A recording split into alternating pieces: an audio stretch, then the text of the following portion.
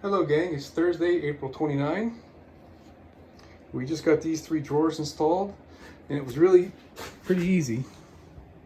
The trick to these rollers is getting the stationary sides straight. When you do that, the rest is a piece of cake really.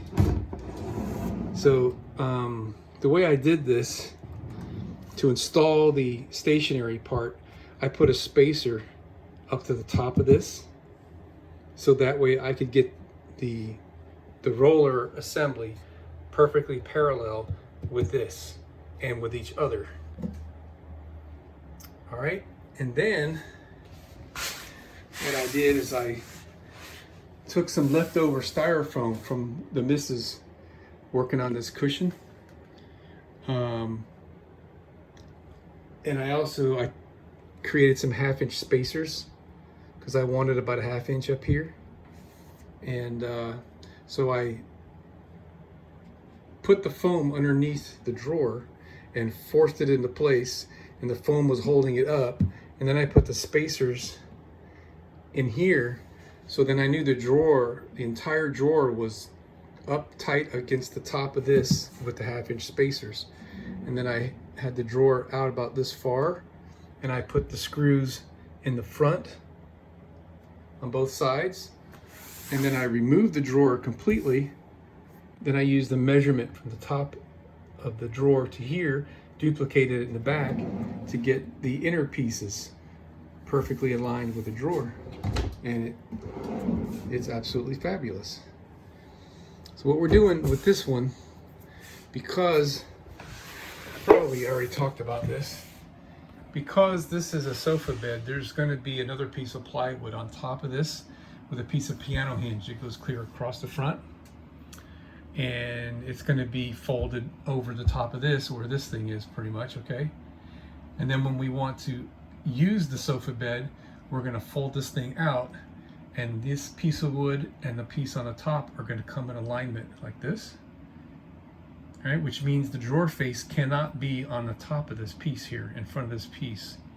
So these drawer faces are going to be on the inside, flush with this. And that's why these are recessed, as you can see them.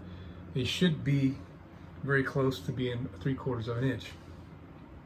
So what's missing here on these is a stop,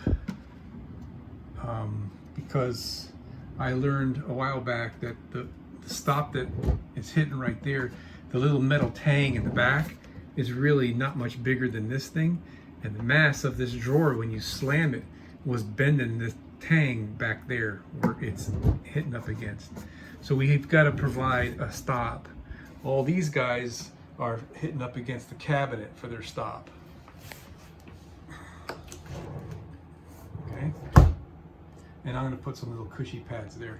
But anyway, this guy has only, right now, the drawer face is going to hit up against this little piece of sheet metal there and there, which I think eventually will knock a dent in it.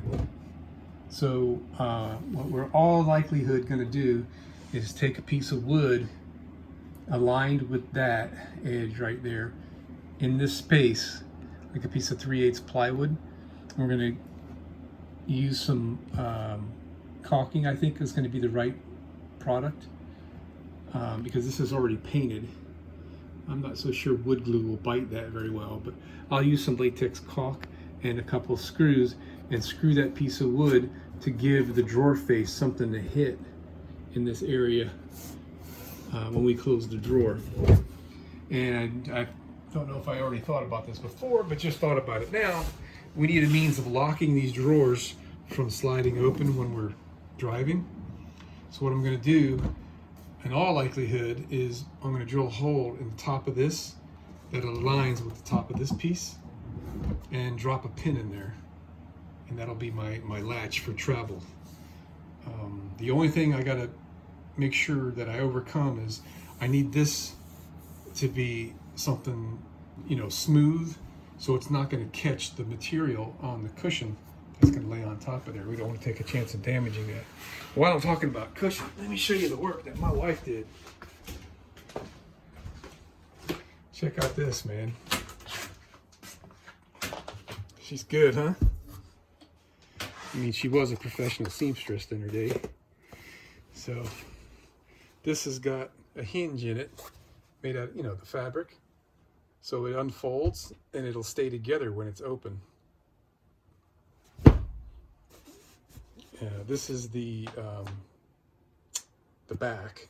The front side doesn't have the zippers. So this started out as a queen size mattress, memory foam queen size mattress, and it's just, God, it came out so good. She's working on now the back cushion to go here, and I guess she's going to cover it with the same stuff. She didn't have quite enough material, so she came up with this design pattern to put the paisley in the middle and the solid color on the ends, just for design, right? Whatever. So make it all work. So that's coming out great. These 2 sheets of plywood here are going to be for my door faces. I've already got these cut and made. I've got those cut and made. And I've got, I say made, they're cut. I got those cut. I don't have enough wood for this. This takes 1 whole sheet of plywood. And then I need some extra wood for these filler pieces that go between here. There's 2 pieces that go between here to make the full width. And when those are done and made, it'll be like this. This is, if you can hear it, it's a hollow core, and they stay nice and straight. So that's what's going on. God, these drawers are great, man. Where did they came out? They traveled so nice. This has got 3/8 plywood in the bottom, so they're not going to sag. They're painted with polyurethane.